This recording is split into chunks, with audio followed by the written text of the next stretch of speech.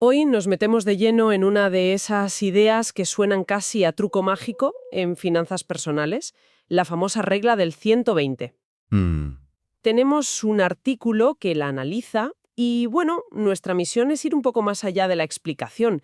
Queremos entender la lógica, sí, pero sobre todo ver si es una guía fiable o si simplifica tanto las cosas que puede ser hasta contraproducente.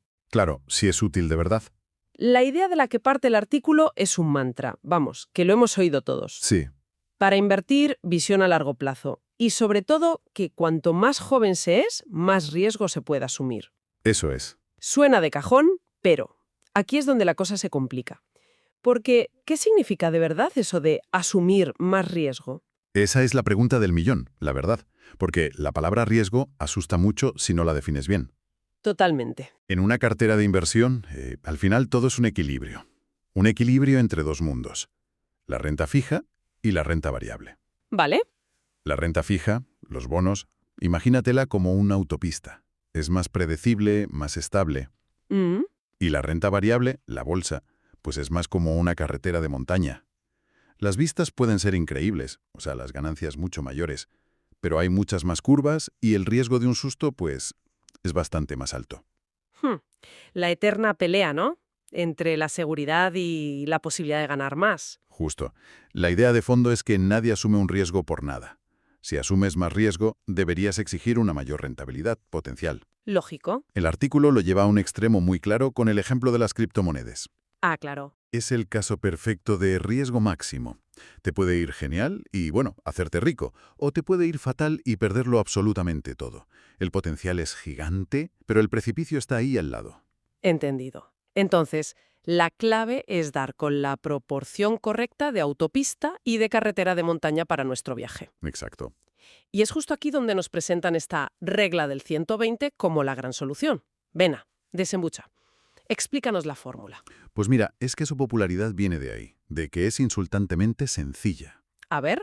La fórmula es, coges el número 120, le restas tu edad y el resultado, ese es el porcentaje de tu cartera que deberías tener en renta variable, en bolsa.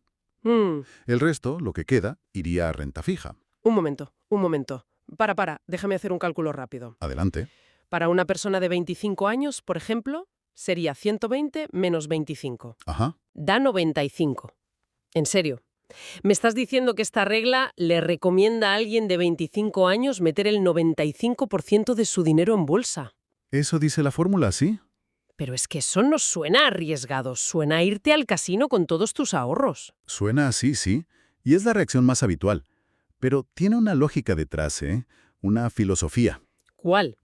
Divide la vida del inversor en dos grandes etapas. La primera es la que llama fase de acumulación. Vale. Si tienes 25 años, se supone que tienes 30 o 40 años de trabajo por delante. Tu mejor amigo es el tiempo.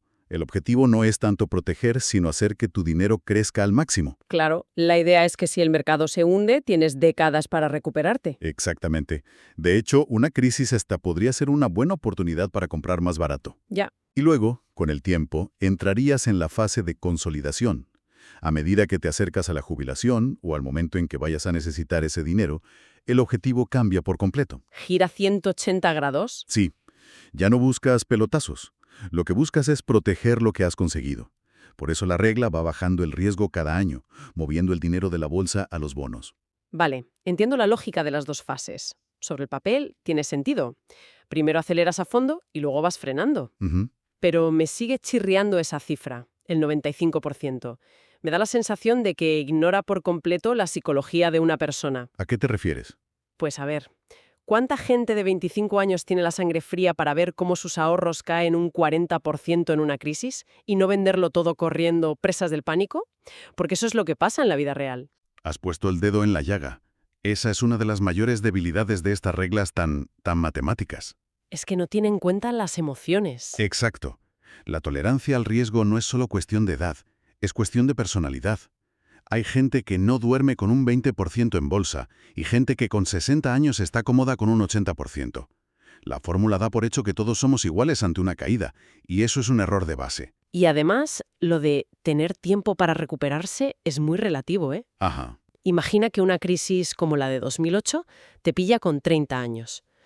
Si tu cartera tarda 10 años solo en volver a donde estaba, has perdido una década entera de crecimiento. Y una década clave.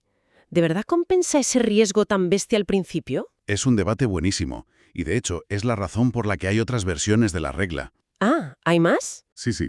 La del 120 es, digamos, la más optimista. Pero hay otra mucho más famosa y conservadora, la regla del 100. La regla del 100. La mecánica es la misma, pero restas tu edad a 100. A ver, volvamos al ejemplo de antes. La persona de 25 años. ¿Vale? Con la regla del 100 sería 100 menos 25 da 75. Un 75% en bolsa. Eso es. Sigue siendo alto, pero oye, es muy diferente del 95%. Es un cambio radical. Sí, lo es. ¿Y por qué esa diferencia? ¿Cuál de las dos es la correcta? No es que una sea más correcta que la otra. Reflejan, pues, filosofías de inversión distintas. Ujú. La del 120 nace en un contexto de mercados muy alcistas y asume que el crecimiento de la bolsa a largo plazo siempre va a compensar las caídas.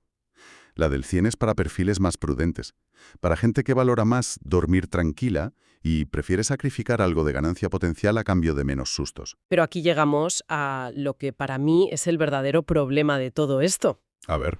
Llevamos un buen rato hablando de la edad como si fuera la única variable que importa.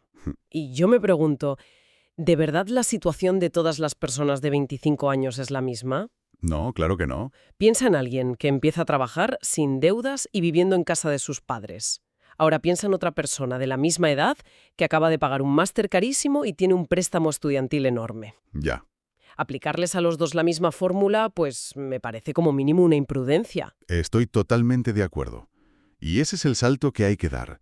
Estas reglas son un punto de partida, una forma de empezar a pensar en el tema, pero son terriblemente imprecisas porque solo miran una cosa: la edad.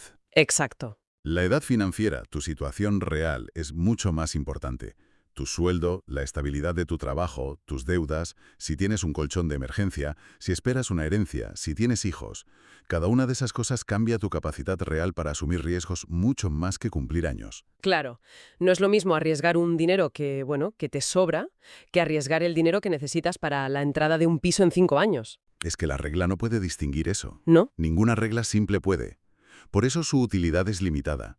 Te obligan a pensar en cómo distribuir tu dinero, que eso está bien, pero no te dan la respuesta. Vale. De hecho, y por añadir un poco más de lío, hay toda una corriente de pensamiento que defiende justo lo contrario, ¿A qué te refieres? que estas reglas son demasiado conservadoras. Sí. Hay inversores que creen que incluso la del 120 se queda corta. Ah, sí. Argumentan que con la esperanza de vida actual, una persona de 50 o 55 años todavía tiene un horizonte de inversión de 20 o 30 años por delante.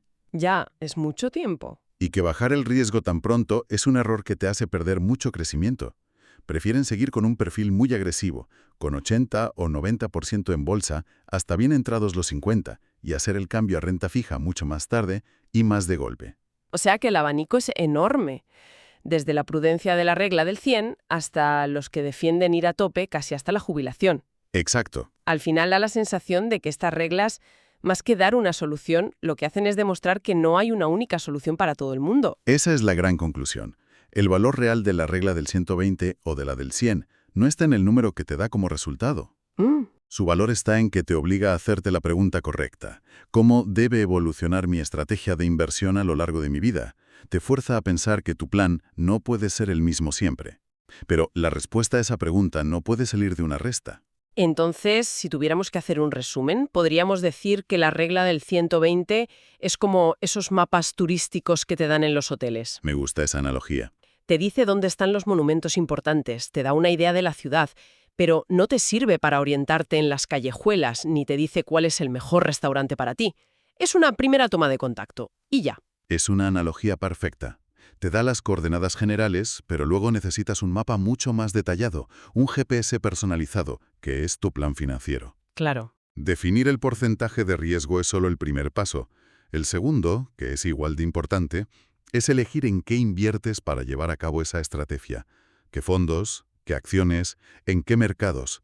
Y esa es una capa de complejidad que la regla ni siquiera roza. En este análisis a fondo hemos destripado la regla del 120. Hemos visto que es una fórmula muy simple que intenta ajustar el riesgo de una cartera a la edad de cada uno. El principio que hay detrás es potente. Empezar la vida de inversor pisando el acelerador para crecer y poco a poco irse cambiando al carril de la derecha para conservar. Pero lo fundamental es quedarse con los matices. La fórmula, 120 edad, es solo un titular. Debajo está esa lógica de acumular y luego consolidar. Y sobre todo están las grandes advertencias. Ajá. Es una guía muy aproximada. Hay alternativas más conservadoras, como la del 100, y estrategias mucho más arriesgadas que la desafían por completo. No es ni de lejos una solución universal. Y todo este debate, que se ha centrado mucho en cómo la situación personal de cada uno modifica la fórmula, Sí. nos deja a las puertas de una reflexión final, una pregunta que va un paso más allá, creo yo. Hemos cuestionado si la edad es el factor correcto, pero ¿y si el problema es que la propia fórmula se ha quedado, anticuada? Estas reglas nacieron en un siglo XX con unas condiciones económicas, una inflación, unos tipos de interés y, sobre todo, una esperanza de vida muy distintas a las de ahora. Es una muy buena pregunta. La pregunta que flota en el aire es, ¿sigue siendo válido usar un mapa del siglo pasado para navegar por el territorio financiero del siglo XXI? ¿O quizá necesitamos herramientas completamente nuevas?